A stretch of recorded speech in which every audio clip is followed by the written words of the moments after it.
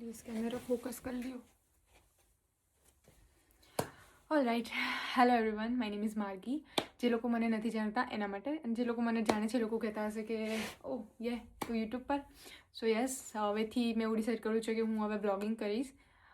But actually મને idea નથી કે હું બ્લોગ્સ એની માટે બનાવી રહી છું, શું કરીશ આગળ, અને મતલબ કે મારા કન્ટેન્ટ શું હશે. બટ ઈચ્છા થઈ ગઈ તો સ્ટાર્ટ કરી દીધું છે.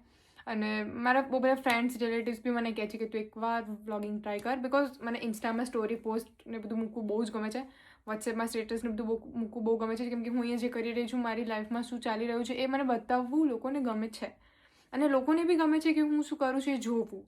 તો બસ મેં એના માટે વિચાર્યું કે બધાને ગમી રહ્યું છે તો ચલો હવે યુટ્યુબ ટ્રાય કરી લઈએ, કેમ કે ફોટોમાં જે લોકો દેખાતું, મતલબ કે ફોટોમાં જે દેખાતું એ રિયાલિટીમાં હોય નહીં. સો આપણે રિયાલિટી બતાવવાની છે. તો હવેથી મારા ફોટોઝને વિડીયોઝની રિયાલિટી નહીં, એની પાછળની જે બિહાઇન્ડ ધ સીન જે છે બધા એ વાળી રિયાલિટી હવેથી હું યુટ્યુબ પર બતાવીશ. સો બસ કેરી ઓન. આજે એકચ્યુઅલી સની વેધર છે, અને હું તમને બેઝિકલી કહી દઉં જે લોકોને નથી ખબર એ લોકોને કે હું અત્યારે ઓસ્ટ્રેલિયામાં છું, એડિલેટમાં. અને મને કન્ટેન્ટ તો નથી મળી રહ્યો કંઈ, બટ ટ્રાય કરીશું કે અહીંયાનું જ કંઈક બતાવીશું, કાં તો પછી મારી લાઈફનું કંઈક કહીશ. બસ આ બધું છે, બીજું તો કંઈ ખાસ નથી. બીજું કંઈક આવે મે બી હું આના પછી કંઈક આગળ કરું તો હું તમને કહીશ, કે નહીં કહું કહી દઈશ, મેં બી કહી દઈશ, થોડું થોડું કહી દઈશ, કહીશ જ ઓફકોર્સ કહી દઈશ. બ્લોગિંગ શેની માટે હોય?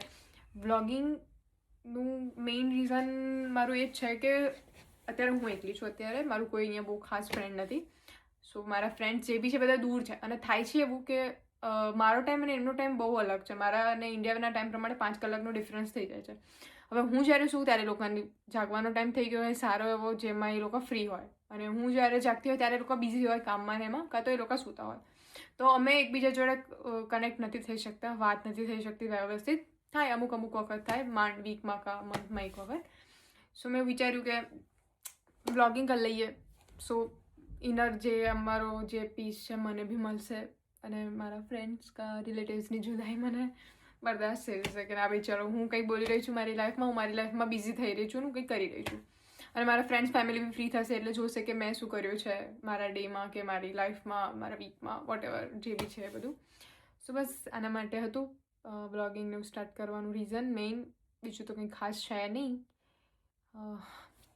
કરીએ આગળ કંઈક.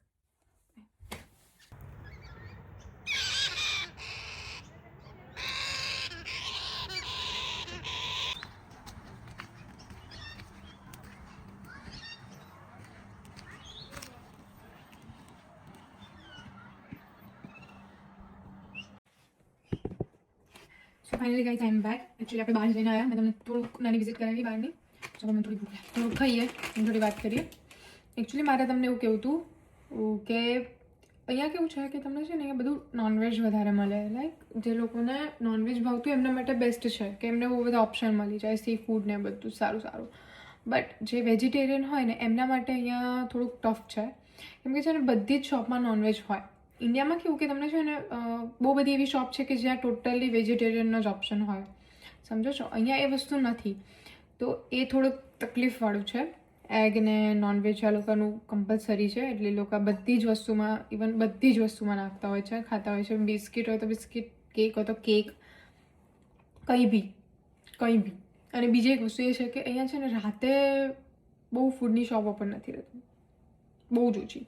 હવે હું એકચ્યુઅલી બહુ ફૂડી છું, બહુ જ ફૂડી છું, કેમ કે મને ઇન્ડિયામાં હતી ને ત્યારે હું નકરા કેફે એક્સપ્લોર કર્યા છે, નકરી સારી સારી જગ્યાએ ખાધું છે. ઇવન સ્ટ્રીટ ફૂડ બી અમે લોકોએ નથી છોડ્યા, એ બી એટલા મસ્ત મસ્ત જગ્યાએ ટ્રાય કર્યા છે ને. HL છે, પછી આપણે લો ગાર્ડન એ બધી બાજુની જગ્યા, આખી પાછળની સાઈડ, રિવરથી ઓલી બાજુની, બહુ બધું સારું સારું ફૂડ એક્સપ્લોર કર્યું છે. પણ એ બધી યાદ છે ને અત્યારે અહીંયા આવીએ ને ત્યારે બહુ લાગે, કેમ કે છે ને અહીંયા એ બધા ફૂડ તમને ના મળે.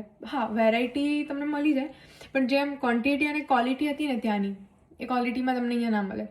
અહીંયા બધું ફીકું ફીકું લાગે. ત્યાં કેવું એકદમ સ્પાઇસી, ચટાકેદાર, મસ્ત એમ સરસ એવું હોય.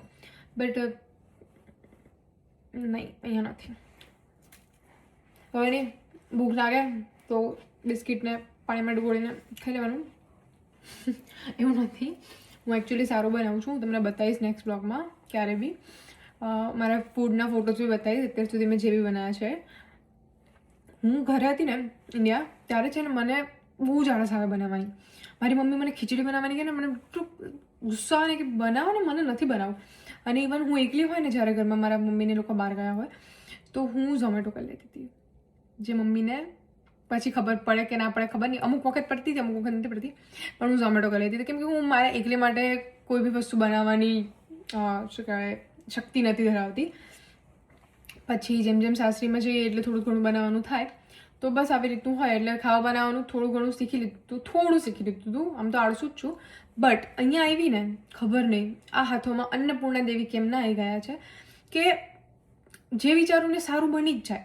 મેં અત્યાર સુધી મંચુરિયન ઇન્ડિયામાં ટ્રાય કરેલું છે બનાવવાનું, મારાથી બહુ ઓછું બને.